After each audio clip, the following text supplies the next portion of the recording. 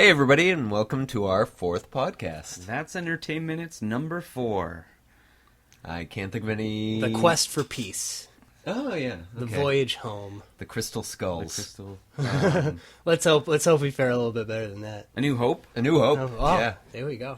Unless That you one go in chronological order, then we're a Phantom Menace. Yeah, some of these better than others. What does that even mean, a Phantom Menace? Did they ever... The menace that you can't see. Well, what was it? Yeah, they started to feel like something was up, but they couldn't figure it out. Yeah. Because one of the Sith guys was pulling strings from behind the curtain. Yep. I don't know. It's all tenuous. I am here. I am Evan. I am here with Kevin. That's me. And Matt. Hey, what's up? This past Monday, we had our Godzilla event. Before we dive in, Kev, how was your weekend? My weekend? How's your week? My week's been pretty good. Let's see. I haven't really done anything. I'm going to ask Matt then. Matt, how you been? I hear you have some news. Oh, yeah. I actually just got back from the Second Chance Animal Shelter in East Brookfield.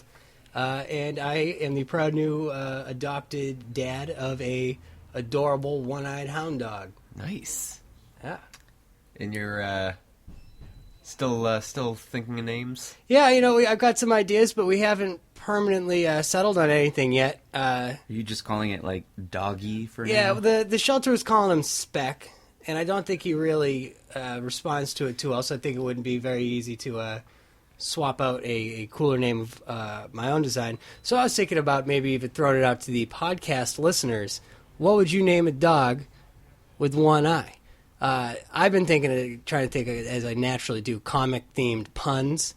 I liked the idea of Sergeant Furry and the Howling Commandos. That's a good one. That's a real good one. Do you have to say the whole thing when you... Yeah, of course. Well, I guess that would make my cats the Howling Commandos and cats don't howl, so it'd be... maybe be Sergeant Nick Furry, agent of... Then I'd have to think of a dog equivalent, dog pun part for S.H.I.E.L.D. Agent of Tail. Yeah, something like that. Oh, yeah. Agent of Fleas. Oh, no. Something like that. What about Cyclops is a little too obvious. Yeah, and I have a beloved childhood stuffed animal that I named Scott after Cyclops. Embarrassingly, did you rip one of its sides out? No, yeah, he was fully signed. He's actually a Curious George doll, but I decided no. His name's Scott. Scott Logan, because I couldn't pick. But he goes by Scott. Any event, so let's see. Sergeant Furry was one that I liked. Mutt Murdoch, I thought would be a cool name. That's a real good one. But I figured that would be better for like a fully blind dog. So yeah, hopefully it gets along with my cats and we don't end up in that regrettable situation. But he is red too, so that would fit also as well. And I believe he has studied some law. That's good. That's good. Yeah, so if you have any ideas, suggestions for a name for a one-eyed dog, go ahead and send them into podcast@thatsea.com. I was going to say our coworker Sierra suggested Ralphie after A Christmas Story. You poke your eye out, kid. That's a good one. I thought that was a really good one. That's pretty good. Yeah, there's so many possibilities, guys. So let me know what you think. I'm very looking forward to it. No guarantee. Yeah, yeah. I cannot guarantee that I will take any of this, but I'm very interested in suggestions. Odin was another one. I was trying to think of how to work Odin into it somehow. Odie. He's Odie, something like that. Oh, that's a dog from Garfield there. Yeah. All right, hold on. Odie in Latin would be I hate. Okay, so don't do that. Yeah, then. don't do Odie, that Odie, one. was Odie. Unless your dog really hates something. Yeah, exactly. Unless he hates something, and that's what it's a reference to. I didn't get a dog, but I saw Star Trek last night. Oh. Star Trek Into Darkness. Yeah, how was that? I thought it was very, very good. I don't have any complaints. Very entertaining, gorgeous to look at, good story. I've heard that. I saw it as well, and I would concur. And it was excellent. Now Matt is also a big. He's a Trekkie. Oh, and yeah. Evan, are you big into Star Trek? No. So I guess it kind of worked because I remember hearing a interview with J.J. Abrams saying, they're throwing in this stuff for the hardcore fans, but also for people like me and Evan who have probably never watched Star Trek before. I've watched the original ones, when they used to show them all like in a row on the Sci-Fi Channel, but I never Siffy. I never got into The Next Generation or anything after that. If you ever need any recommendations, I could set you up with an episode guide. It's one of those things where it's so vast and there's definite high points and low points. Yeah, it's like Doctor Who. I kind of just like, I don't even know where to start with that. So yeah, you need a Virgil to lead you through the purgatory of things like Star Trek Enterprise. And will you be my Virgil? I would. But no, I liked it a lot. I think that J.J. Abrams will probably do a pretty good job with Star Wars, too, if it's anything like the Star Trek movies. Yeah, I'm pretty excited for that. The one thing I would say, and I guess I'll ask your opinion on this, is that I feel like Star Trek, something that's always been part of it, is an overt philosophical inquiry into something, or some kind of heavy-handed lesson or moral. I didn't get that. Yeah, from the exactly. Movie, unfortunately. And I feel like it wouldn't be that hard to build a plot around some kind of ethical dilemma. And I guess they do face ethical dilemmas. This is the whole the enemy of my enemy is my friend. They get into that a little bit, but I don't know. That's the only thing, and I feel like you could do that without making the movie boring. Yeah, but yeah. So J.J. Abrams, if you're listening, send me an email at podcast@thatseat.com, and I've got all kinds of suggestions. Let's see. Listen, get back to me. Matt will be pressing the refresh button on the... I don't know about you two guys. I mean, I've had a pretty exciting night last night as well. I finished up Season 3 of Arrested Development, getting my Arrested Development fix in for the Season 4, which I'm sure will crash Netflix when it comes out this weekend. God, yeah. Let's get to it.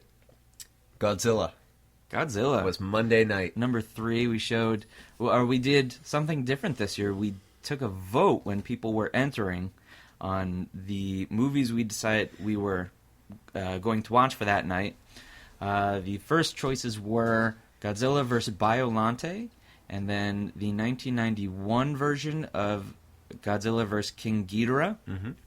And then the other movies they got to choose from were Godzilla vs. Megalon, Godzilla vs. Megalon, the original version, and then the Mystery Science Theater 3000 version. Yeah, and King Ghidorah ended up winning... by a landslide, really. Yeah. Same thing with Mystery Science Theater. Yeah, it wasn't even close. After a while, I stopped counting because I could see that one ballot box was overflowing and the other had about, seven votes for it. So, and we totally didn't plant votes like we were thinking we were. Yeah, no, I'm just glad that everyone picked the ones that I wanted to watch. Yes, because Godzilla vs. Megalon is a terrible, terrible movie. Just nonsense. So you could watch it as it is, or you could watch it with the Mystery Science Theater, which just added a whole nother level with Joel and Crow and Servo, and have an even better time. You know what I had completely forgotten about was the parts of Mystery Science Theater 3000 where they're not just making fun of a movie. Yeah, like the little cutscenes where they're doing weird things. Yeah, that sometimes make sense and sometimes don't. Where I'm thinking like, oh, that must have been spoofing something from the early '90s that I don't remember happening. Yeah. I always like the invention exchange because it's like, what's the point of that one? Yeah. But they always had cool things. Exactly. Anyways, great time. Yeah, great time. A lot of fun. We got some interviews with some people during the intermission. We were asking anyone who wanted to be interviewed things like who their favorite monster was, what their favorite movie was. Tell you what, Kev. Let's go back in time and check in with ourselves for Monday night. Sounds good. Let's listen to some of those interviews and hear what people had to say.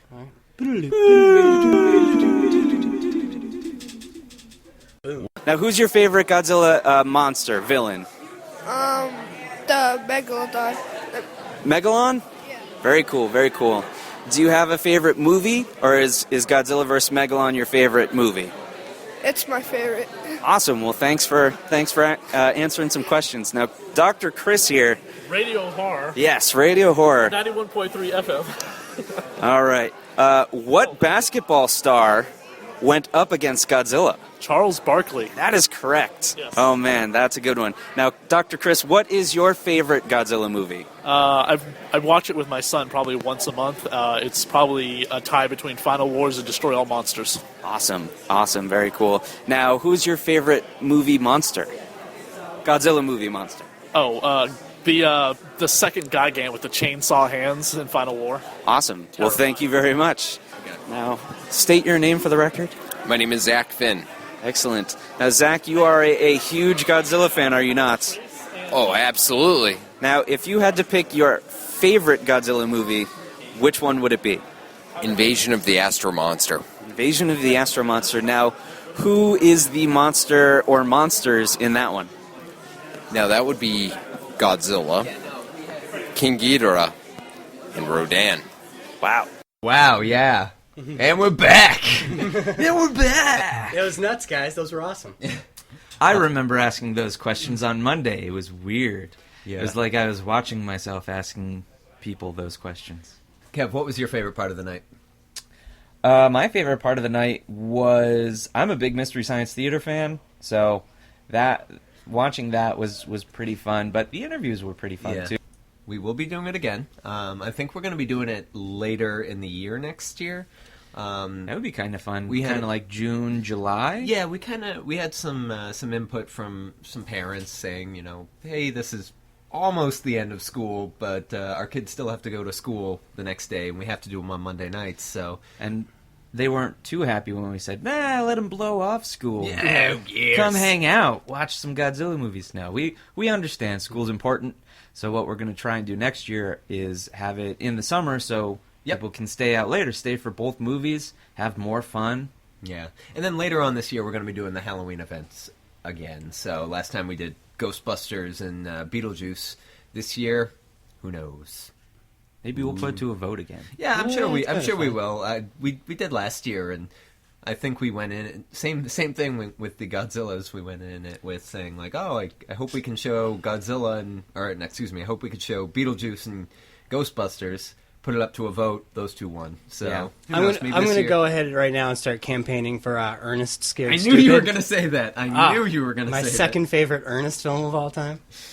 What after? Camp is definitely my favorite. I My think Scared- favorite eco-terrorism based kids camp humor movie. Oh, I like the one with Doc Brown. What was that? Do you remember that summer? It wasn't. Oh, the summer camp one. I thought you meant the Earnest Oh one. no! It was a summer camp. Camp Nowhere. Camp Nowhere. Camp Nowhere was great. Yeah, that made a lot of sense. If we're going to be talking about some summer camp movies, Heavyweights. I love that movie. Ben Stiller, Classic. basically playing the character from Dodgeball. Isn't that but like it was a before Judd it was- Apatow That's a Judd Apatow movie. Oh, wow, I didn't know that. And So it if you has like Keenan Freaks Thompson. and Geeks and all that. fun Keenan stuff. Thompson's in it. Oh, Let's get to some comics. Okay. We put in some music for comics. All right, so Cool news. So, I have, like always, a list of comics here. We got some new things coming out this week, some number ones. ooh. That came out this week, so that came out on Wednesday. Nope, coming out next week. Gotcha. Yes. Gotcha. I always talk about the future for comics. All right. So wait, Meaning what's coming out the next date week. then? The 29th. 29th. 29th. May May 29th. 29th. So we have a new Conan miniseries, King Conan, Hour of the Dragon, written by Timothy Truman. The description is King Conan has faced many threats to his throne in Aquiliona, but none more deadly than a traitorous alliance backed by the resurrected sorcerer. Oh yeah, good luck with that one. Xaltotun. I'll just go Zalatan. We'll just call him Mark for now. Yeah. You know who would probably be able to tell us with confidence? Stan Hosmer.